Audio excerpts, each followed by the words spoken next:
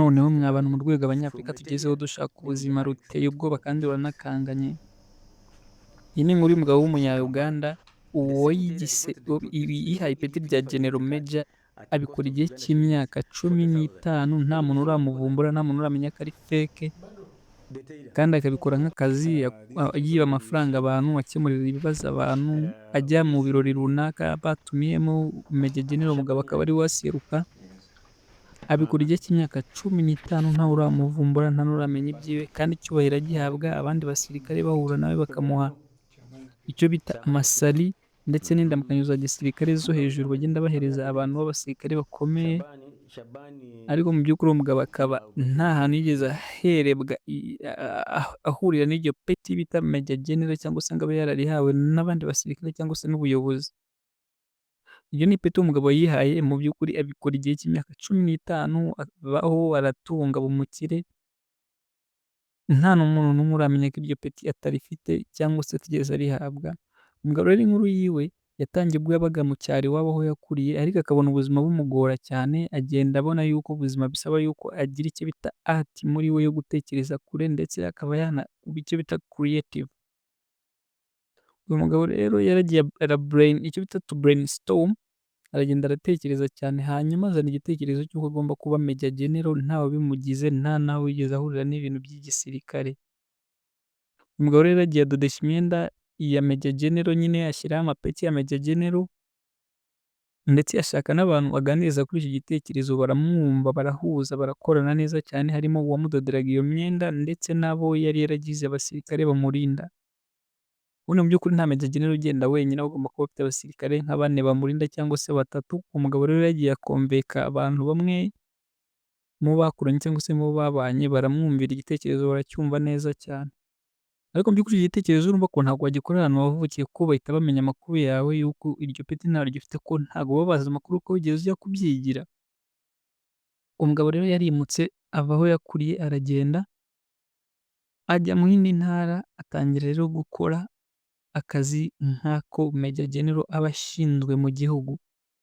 Umugabo rero yaragiye yipanga akazi, yimuka nka wa kundi unit yimuka nyine ya gisirikare, aragenda ajya ahantu akodesha inzu nziza, ashaka n'imodoka nk'uko aba Major General babaho nyine, aragenda aratunganirwa, yiba abantu, akazajya yihesha imitungo y'abandi bitewe n'uko iryo peti umuntu urifite mu gisirikare cya Uganda aje akakubwira ati aha hantu hari ubutaka bwawe ndahashaka, cyangwa se hari aha leta, ntabwo ushobora kuburana. Umugabo rero yaragiye yihesha ibibanza by'abantu, yihesha amashyamba y'abantu, inka z'abantu arazimara, amamodoka ndetse n'amazu, ababwira yuko ari Major General, kandi umuntu uri buzane ibintu byo kuba yamurwanya cyangwa se ntamwumve ari bufungwe, cyangwa se akaba yagirirwa nabi mu bundi buryo. Umugabo rero ibyo bintu yaragiye arabikora, kandi koko biranamuhira, kuko yabikoze igihe cy'imyaka 15 nk'uko twatangiye tubabwira. Uwo mugabo rero yari afite timu y'abantu benshi bakorana, harimo abadoda iyo myenda, abamushakira ahantu habereye ibirori bikenewemo aba Major General cyangwa se abandi basirikare bakomeye, ariko akamakinga sure yuko nta musirikare mu bakomeye bari buhahurire, kubera yuko yabaga azi neza ko bashobora kumuvumbura.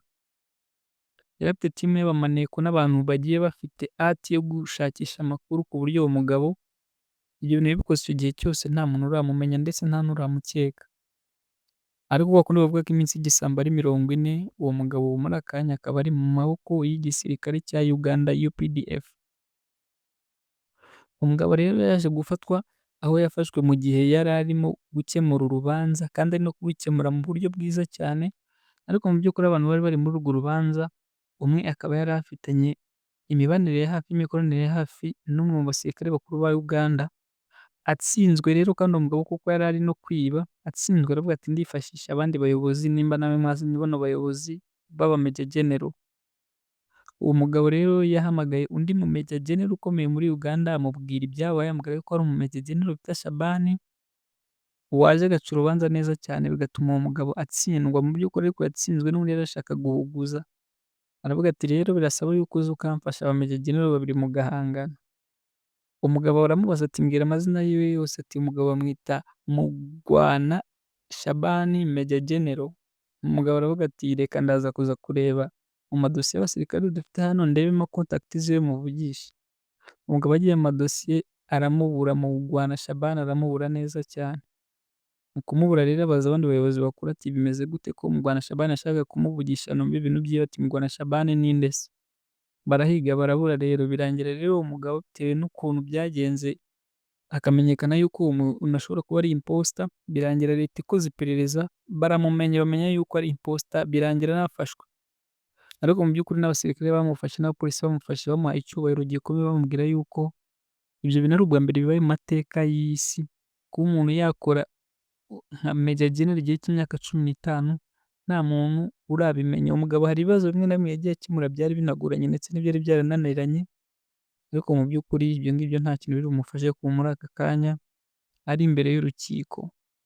Iyo ni inkuru rero y'umugabo bita Mugwana Shaban cyangwa se Major General Mugwana Shaban, kuko n'abasirikare bamufashe n'ubu ngubu baracyamwita Major General, kuko nabo batinye iyo art afite yo kuba yakigira uwo atari we kandi akabikora igihe kinini bikamuhira, ndetse akaba yaranabikiriyemo ko umugabo bivuga yuko afite imitungo myinshi yagiye akura muri ako kazi, ariko akaba yaragize ubwenge bwo kugenda yandika ku bantu batandukanye harimo na bamwe bo mu muryango wiwe. Mu by'ukuri ibintu bamusanganye biri mu mazina ye akaba ari imodoka ndetse n'inka gusa, ariko amakuru avuga yuko yubatse ibintu bigiye bikomakomeye, hakaba hari gukorwa iperereza ku muryango we, ariko mu by'ukuri burya imitungo yanditse ku wundi muntu bizagora leta ko yajya kuyibakuraho, kuko abo bantu nabo ni abantu bari basanzwe bakora, bazavuga ko iyo mitungo bayikuye mu mikorere yabo. Biragoranye cyane ko umugabo ubwo bushobozi n'ubutunzi yakuye muri iyo impostement yakoze bizamuvaho, ariko mu by'ukuri ni ukuvuga ngo uwo niwe muntu wa mbere ngiye mbonye bipanze akazi.